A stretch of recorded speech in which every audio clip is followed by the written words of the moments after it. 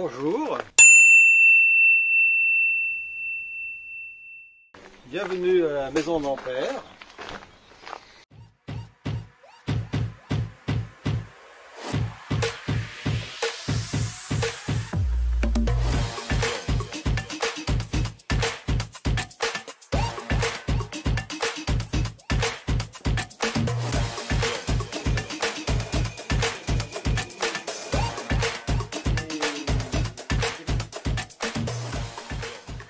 Bonjour à tous, dans cette vidéo je vais vous présenter la vie d'André-Marie Ampère et le musée qui lui est consacré à Paul-Émile-au-Mont-d'Or, près de Lyon, là où il a grandi.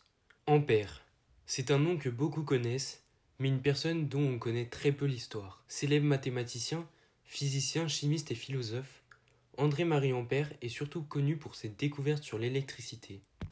Né à Lyon, le 20 janvier 1775, il étudie durant son enfance avec son père. Il prend très vite goût aux mathématiques. À l'âge de 27 ans, il publie une théorie qui lui vaut d'être remarqué par la communauté scientifique.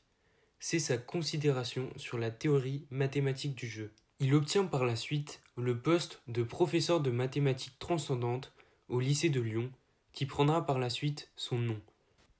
En 1814, après avoir obtenu des postes de professeur à l'école polytechnique de Paris, il rentre à l'Académie des sciences, entre autres pour sa découverte du chlore et du fluor, ainsi que sa participation dans la découverte du nombre d'Avogadro ampères. 6 ans plus tard, nous sommes donc en 1820, il commence des études sur la relation entre l'électricité et le magnétisme. C'est ce qui mène à la publication de la théorie mathématique des phénomènes électrodynamiques qui a grandement participé à le rendre célèbre. Il meurt le 10 juin 1836 à Marseille, où il est enterré. Il est alors âgé de 61 ans. En son hommage et pour sa participation dans les recherches sur l'électricité et l'électrodynamisme, le Congrès international des électriciens donne son nom à l'unité de courant. Je vais désormais vous résumer 2 expériences que vous pourrez retrouver au musée Ampère à Paul-Émile-au-Mont-d'Or, dans lesquelles Ampère a participé. La première expérience que nous allons voir a permis la découverte de l'électromagnétisme et la seconde est l'expérience de la roue de Barlow.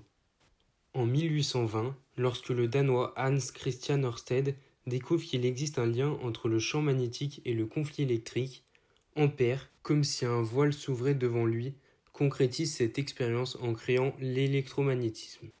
Ørsted réalise une expérience que l'on peut voir au musée Ampère sur une aiguille aimantée. Cette aiguille est positionnée sur un pivot et est libre de bouger. Un circuit électrique fermé passe proche de l'aiguille. On peut alors voir que lorsque le circuit est alimenté, l'aiguille dévie de son axe. À partir de cette expérience, Ampère déduit les bases fondamentales actuelles de l'électromagnétisme. Il donne un nom au phénomène électrique, le courant, qu'il différencie alors de la tension. Il lui donne un sens avec la règle du bonhomme d'Ampère. Grâce à un bonhomme positionné en regardant l'aiguille de telle sorte que le nord de l'aiguille soit dans la même direction que le bras gauche du bonhomme, on peut alors retrouver le sens du courant. Dans ce cas-là, le courant va des pieds vers la tête du bonhomme.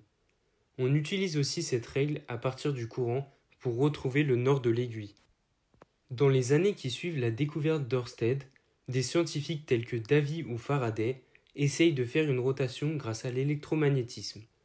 Faraday réalise une expérience avec 2 cuves de mercure, qui est un métal liquide conducteur, et découvre qu'un aimant tourne en rotation continue autour d'un conducteur lorsque le dernier est alimenté, mais aussi qu'un conducteur mobile tourne en rotation autour d'un aimant fixe lorsque le circuit électrique est fermé.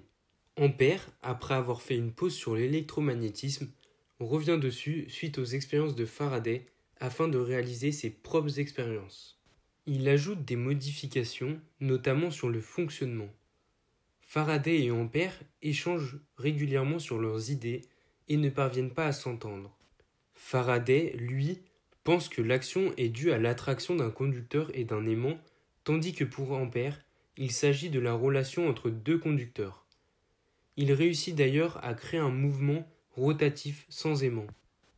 Dans son expérience, Ampère construit un cadre mobile en équilibre avec un parti plongé non pas dans le mercure mais cette fois-ci dans de l'eau acidulée et un circuit électrique circulaire entoure son montage. On obtient donc une rotation continue. Enfin, Barlow, un an après, invente la roue à son propre nom, qui fonctionne aussi sous un principe d'électromagnétisme et qui est souvent considéré comme le premier moteur, car le mouvement est plus rapide que les expériences précédentes. Mais à l'époque, ce moyen était trop coûteux et moins efficace que les moteurs à vapeur. De plus, certains pensent que pour avoir l'appellation de moteur, il faut pouvoir générer de la puissance afin qu'il soit utilisable. Or, ici, ils ne le sont que très peu. Cependant, pour ceux qui veulent comprendre le fonctionnement d'un moteur électrique, ce sont de très bonnes bases à connaître. Pour en savoir plus sur la vie d'André-Marie Ampère et les expériences qu'il a réalisées, nous vous invitons à venir visiter le musée à Paul-Émieux au Mont d'Or.